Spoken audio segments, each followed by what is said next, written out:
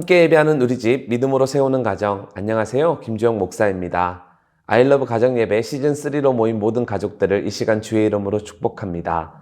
먼저 마음을 열어 함께 찬송가 314장을 찬양하겠습니다.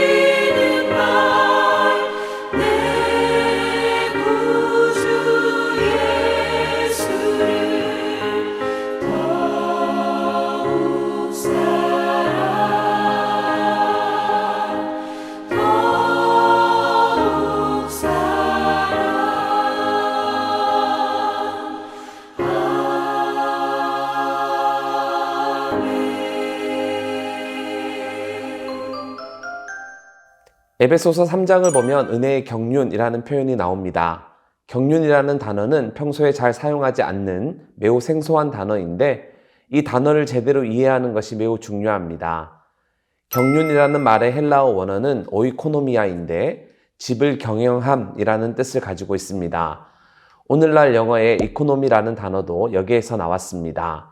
따라서 하나님의 은혜의 경륜이라는 이 말을 다시 한번 생각해 보면 하나님께서 우리에게 은혜를 베푸시기 위하여 행하신 경영 혹은 섭리를 가리킨다고 할 수 있겠습니다. 특별히 3절을 보면 은혜의 경륜이 무엇인지를 좀 더 구체적으로 우리에게 설명해 주고 있는데요.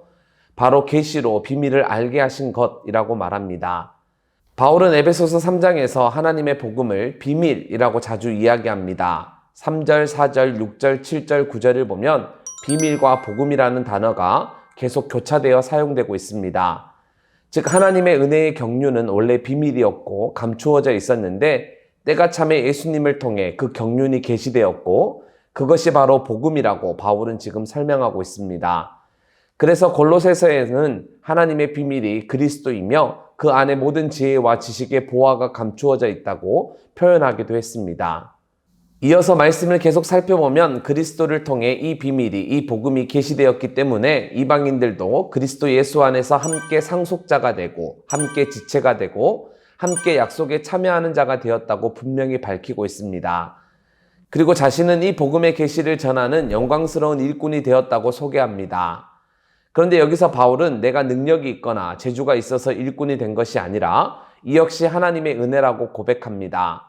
특별히 모든 성도 중에 지극히 작은 나에게 이런 은혜를 주신 것은 두 가지 이유 때문인데, 첫째는 측량할 수 없는 그리스도의 풍성을 이방인에게 전하기 위함이고, 둘째는 하나님의 속에 감추어져 있던 비밀의 경륜이 어떠한지를 드러내기 위함이라고 바울은 언급합니다. 즉, 전하고 드러내기 위해 하나님께서 자신을 부르셨다라는 말인데, 중요한 것은 이 전하고 드러내는 사역을 통해 바로 교회가 생겨났습니다. 그리고 이 전하고 드러내는 사역은 이후 교회를 통해 또 계속 펼쳐집니다. 따라서 교회는 세상 역사의 중심이고 복음의 중심이며 그리스도인들도 늘 교회를 중심으로 생활해야 합니다. 이제 그리스도의 측량할 수 없는 풍성함에 대해 설명한 바울은 이 은혜를 주신 하나님 아버지께 무릎을 꿇고 기도합니다. 이 기도는 에베소서에 나오는 두 번째 기도로서 바울이 이렇게 기도하는 이유는 그리스도의 비밀을 깨닫고 믿음이 자라나는 일에 하나님의 도우심이 절대적으로 필요하기 때문이죠. 아무리 옳은 진리라 하더라도 그 진리가 성도 각자 마음에 심겨지고 역사해야 열매를 맺을 수 있습니다.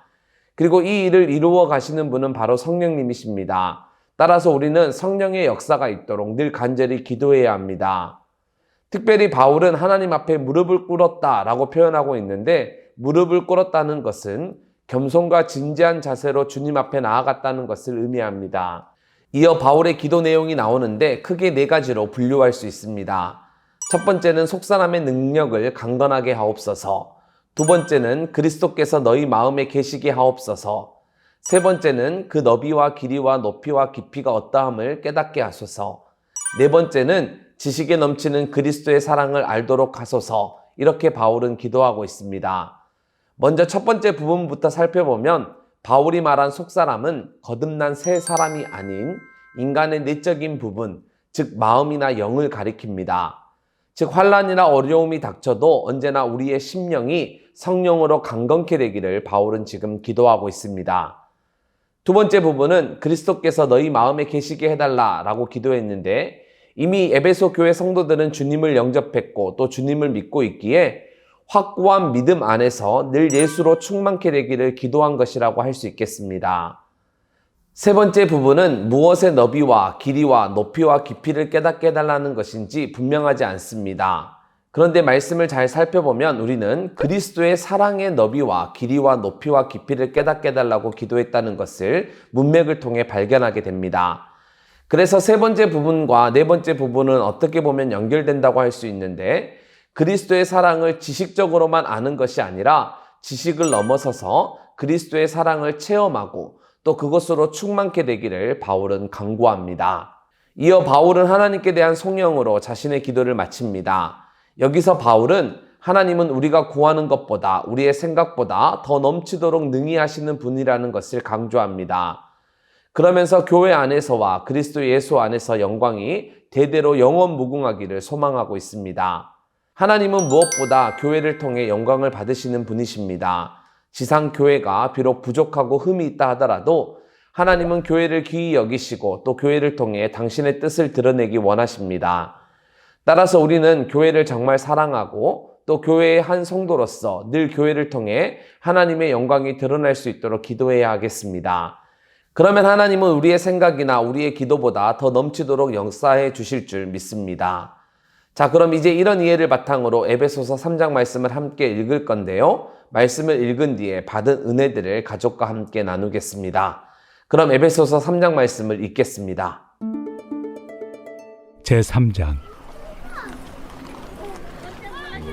이러므로 그리스도 예수의 일로 너희 이방인을 위하여 갇힌 자 된 나 바울이 말하거니와 너희를 위하여 내게 주신 하나님의 그 은혜의 경륜을 너희가 들었을 터이라.